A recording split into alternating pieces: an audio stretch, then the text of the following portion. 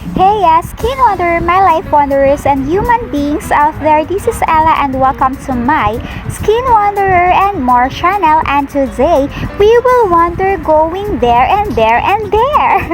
So, ayan na nga, diba? Samahan nyo ako magbiyahe. Let's go! So, ayan na nga, we are waiting here for our bus going to Pampanga.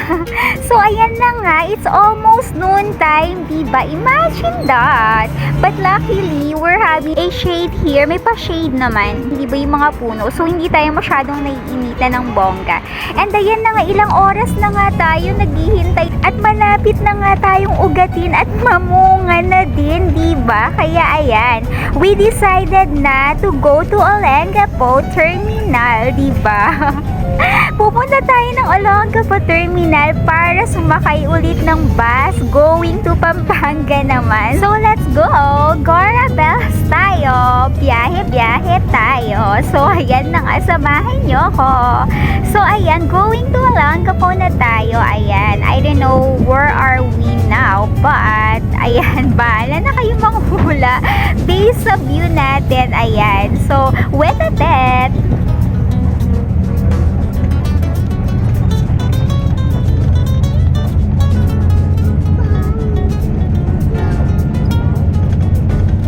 Before I forget nga, I just wanna say thank you to Draco1YT and to Atians for sending those video clips that I am using on my videos. So ayun nga, shout out to you Atians and Draco1YT.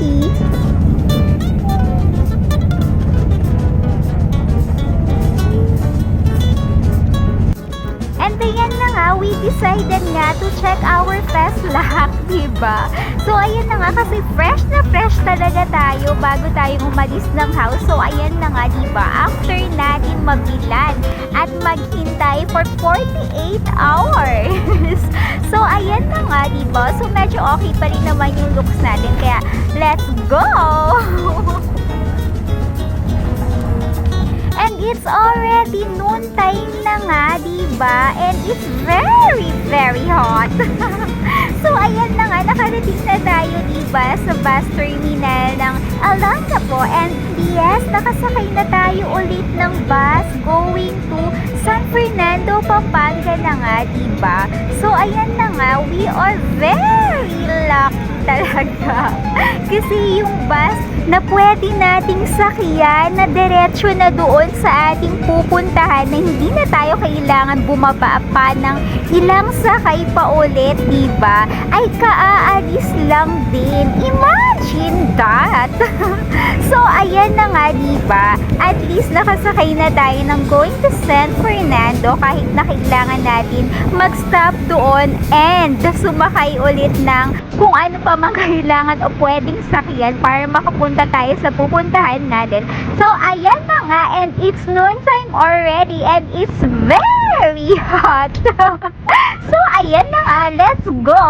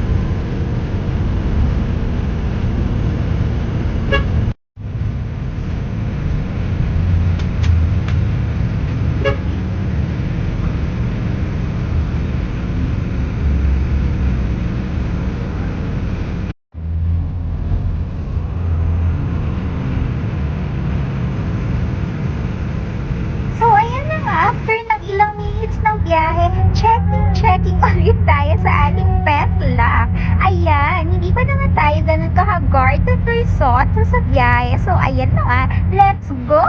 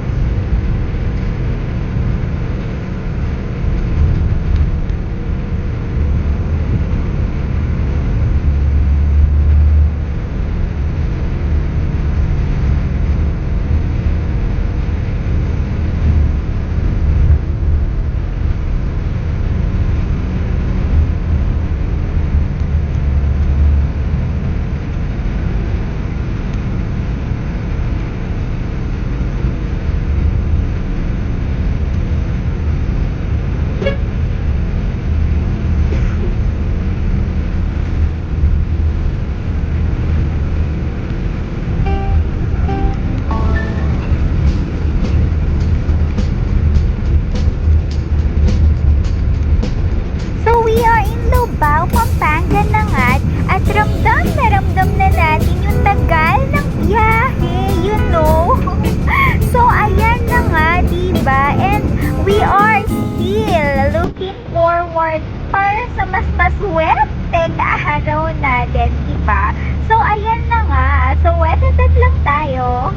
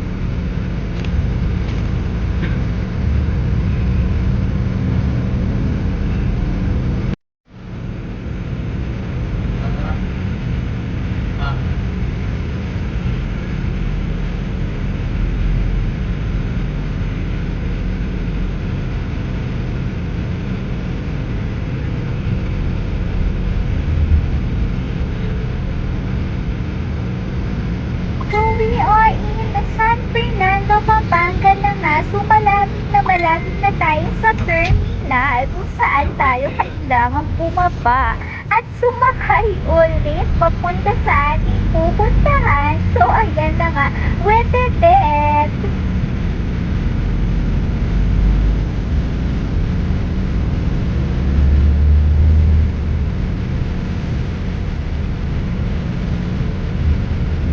So we are now here at the San Fernando Victory Terminal na kung saan nag-start na nga ang pinaka-unexpected luckiest moment of the day natin. So ayan na nga yung ine-expect natin na unexpected. So eto na nga, diba? So pagbaba natin dito sa San Fernando Terminal, something happened and not possible daw yung ating pupuntahan na lugar. So ayan na nga, diba? So tayo ay pinaghintay ng ilang minutes na medyo nakabilad tayo sa araw. Oh my goodness!